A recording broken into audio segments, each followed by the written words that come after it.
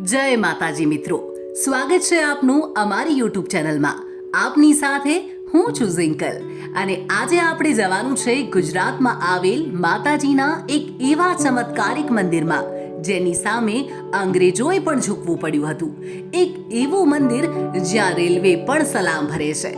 આપણે વાત કરી રહ્યા છીએ હિન્દુ સંસ્કૃતિની અનેક જ્ઞાતિઓના કુળદેવી તરીકે પૂજાતા બુટ ભવાની માતા વિશે. અમદાવાદ જિલ્લાના ધોળકા તાલુકાના અરણેજ ગામે આવેલું છે 500 વર્ષ જૂનું બુટ ભવાની માતાનું મંદિર.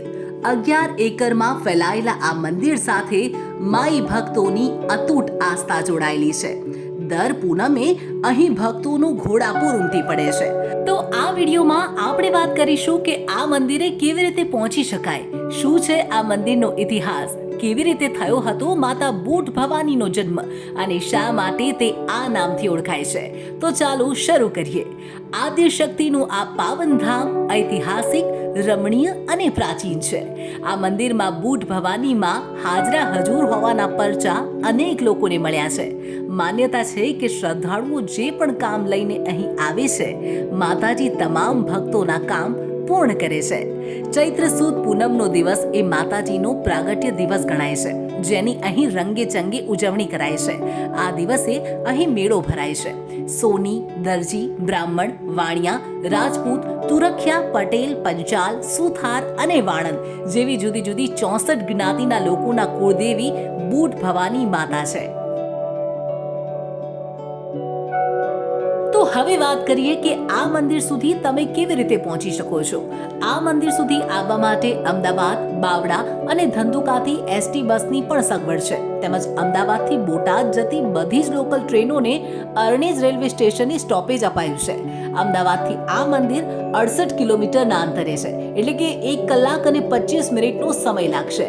મંદિર ટ્રસ્ટ તરફથી જ બંને સમય સાત્વિક ભોજનની સુંદર વ્યવસ્થા છે. તો વળી આ મંદિરમાં રહેવાની પણ સુવિધા છે. રેલવે સ્ટેશનથી આ મંદિર થોડા જ અંતરે આવેલું છે, પણ નવાઈની વાત તો એ છે કે અહીંથી પસાર થતી દરેક ટ્રેન ઊભી રહે છે અને હોર્ન મારી સલામી મારે છે અને પછી જ આગળ વધે છે. માન્યતા છે કે આમ કરવાથી આગળના સફરમાં કોઈ બાધા આવતી નથી. આ વાત પરથી જ ખબર પડે છે કે આ કેટલું ચમત્કારી મંદિર છે અને દેશનો રેલવે વિભાગ પણ તેમાં માને છે. આટલું જ નહીં, બુટ ભવાની માતાજીએ તો અંગ્રેજોને પણ પોતાનો પરચો બતાવ્યો હતો. અંગ્રેજોને પણ માતાની શક્તિ સામે ઝૂકવું પડ્યું હતું. આ વાત છે એ સમયની કે જ્યારે બ્રિટિશ શાસન કાળમાં અમદાવાદથી ભાવનગર સુધી રેલવે લાઈન નખાતી હતી. બ્રિટિશ સરકારના રેલવે એન્જિનિયરોએ રેલવે લાઈન નાખી દીધી, પણ જ્યારે ગાડી ચાલુ કરી તો રેલવેના ડબ્બા અને પાટા વેરવિખેર થઈ ગયા. આવું 2-3 વાત બનતા આખરે કોઈકે સલાહ આપી કે બુટ ભવાની માતાને ₹1 નાળિયેર અને ચુંદડી દીવાના લેખે વર્ષાસન આપવામાં આવે. અને આમ કર્યા પછી ટ્રેન પાટા પર ચાલવા લાગી. અને એટલે જ આજે પણ ભારત સરકાર તરફથી આ પ્રથા ચાલુ છે. સરકાર આજે પણ દર વર્ષે મંદિરને વર્ષાસન અર્પણ કરે છે. બુટ ભવાની માતામાં અતૂટ શ્રદ્ધા ધરાવતા લોકો ધંધો વ્યવસાય માતાજીના નામથી કરતા હોય છે. આ તેમની આસ્થાનું પ્રતીક છે. અરણેજમાં આવેલા બુટ ભવાની મંદિરના કણ-કણમાં માતાનો વાસ અનુભવી શકાય છે. તો હવે વાત કરીએ આ મંદિરનો ઇતિહાસ અને માં બુટ ભવાનીના જન્મ વિશે. હળવદથી આશરે 15 કિલોમીટર દૂર આવેલું સાપકડા ગામ બુટ ભવાની માતાનું જન્મસ્થળ ગણાય છે. સદીઓ પહેલા બાપલ દેથા નામના દેવીપુત્ર ચારણ કે જેઓ ઘોડાનો વેપાર કરતા હતા, તે અને તેમના પત્ની મીનલ દેવી માતાજીના મોટા ભક્ત હતા. બંને પોતાનો સમય માતાની સેવામાં જ વિતાવતા. સમય જતા હિંગળાજ માતાએ આ દંપતીની પરીક્ષા લેવાનું વિચાર્યું. માતાજીએ ગાયનું રૂપ ધારણ કરી સિંહના આક્રમણનું દ્રશ્ય ઊભું કર્યું. ગાયની રક્ષા કાજે બાપલ દેથા પોતાના પ્રાણનું બલિદાન આપવા વચ્ચે પડ્યા. ત્યારે ક્ષણવારમાં જ ગાય અને સિંહ બંને અદ્રશ્ય થઈ ગયા અને માતાજી ત્યાં પ્રગટ થયા. અને માતાજીએ બાપલ દેથાને વરદાન માંગવા કહ્યું. ત્યારે તેમને કોઈ બાળક ન હોવાથી તેમણે શેર માટીની ખોટ પૂરી કરવા માટે માતાજીને આજીજી કરી. માતાજીએ તેમને વરદાન આપ્યું કે આજથી 9 માસ બાદ તારા ઘરે દીકરીનો જન્મ થશે અને નિશાની માટે એ દીકરીની બંને કાનની બૂટ વિંધાયેલી હશે.